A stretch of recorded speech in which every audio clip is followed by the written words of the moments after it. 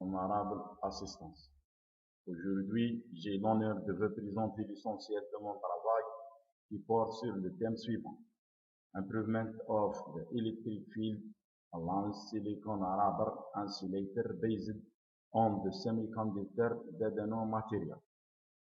Je veux ma présentation par une introduction générale sur les isolateurs haute tension. Ensuite, je veux citer les problèmes rencontrés par ces derniers.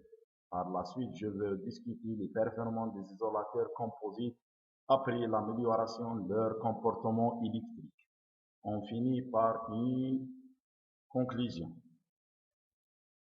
Les isolateurs font partie des éléments clés du système de transmission de l'énergie électrique. Ils jouent un rôle important dans le maintien de la fiabilité du réseau. Les premiers isolateurs étaient fabriqués en porcelaine. Il n'y a que très peu sur le réseau, car ils ont été remplacés par le verre. Dans leur souci d'améliorer sans cesse la résistance électrique face à la pollution et au contournement, les constructeurs d'isolateurs sont tournés vers les matériaux tels que les polymères et les matériaux composés. Quel que soit le type d'isolateur, il doit offrir des résistances électriques et mécaniques optimales. Mais la dégradation de la surface causée par les contraintes électriques et les conditions météorologiques sur l'isolateurs est la principale cause de sa défaillance.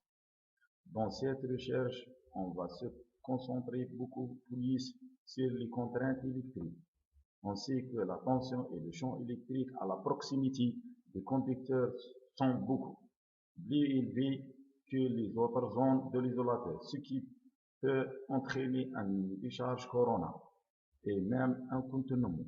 C'est pour cela que les performances et la fiabilité des isolateurs doivent s'améliorer avec l'amélioration continue de la conception.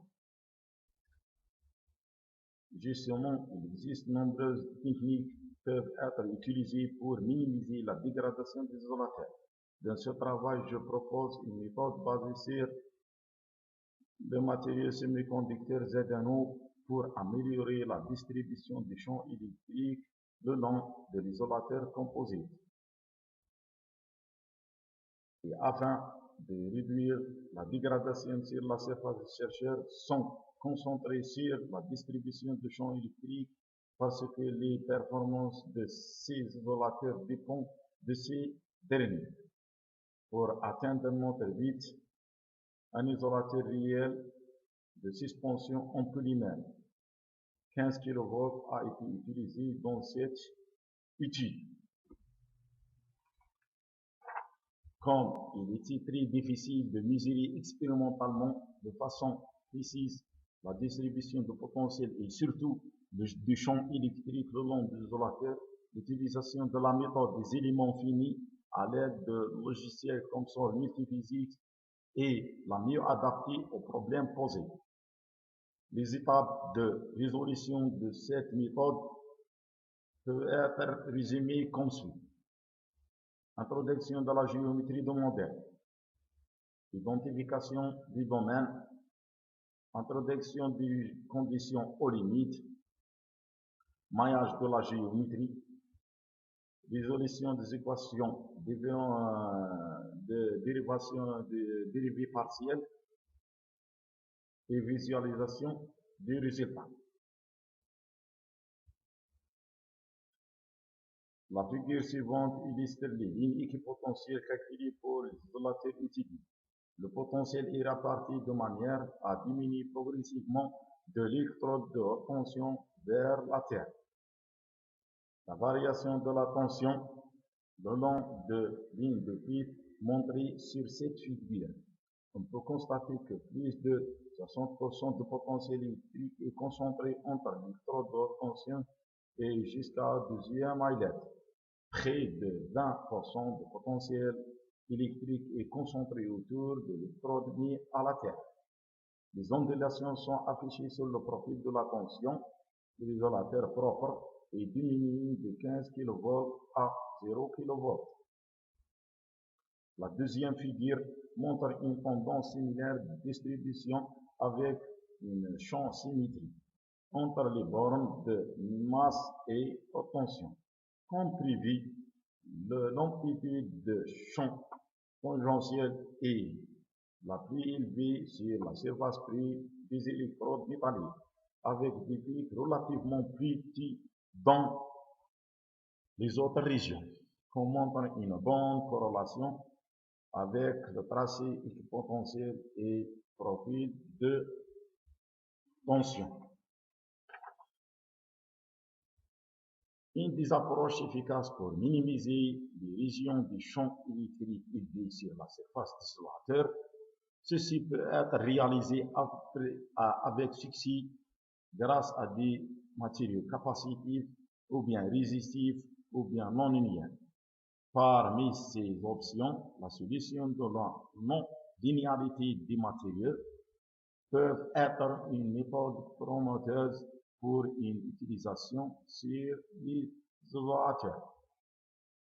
La conductivité de microvarescence qui présente un comportement hautement non linéaire peut être représentée par une fonction exponentielle générale, comme indique dans l'équation suivante, avec sigma 0 représente la conductivité initiale, tandis que la constante alpha détermine le seuil de commutation de champ auquel le matériau change ses propriétés électriques d'un isolant vers un conducteur. La figure suivante rapporte le champ électrique acquis le long du trajet de fluide de l'isolateur polymère, équipé par des microvarescences. Comme on peut voir sur la figure que l'introduction du matériau semi-conducteur réduit les pics du champ électrique de manière significative, car le seuil de champ de microvarescence est abaissé de 5 kV par centimètre à 0,5 kV par centimètre.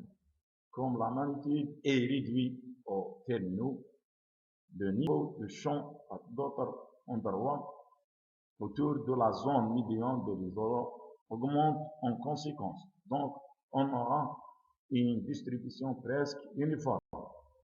Comme conclusion, l'amplitude de champ électrique est la plus élevée sur les surfaces des électrodes métalliques, avec des pics relativement petits dans les régions isolantes.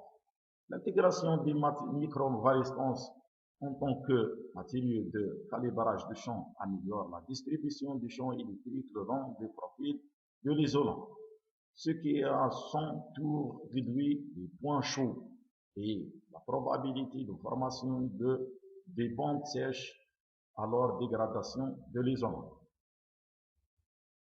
Je vous remercie de votre attention.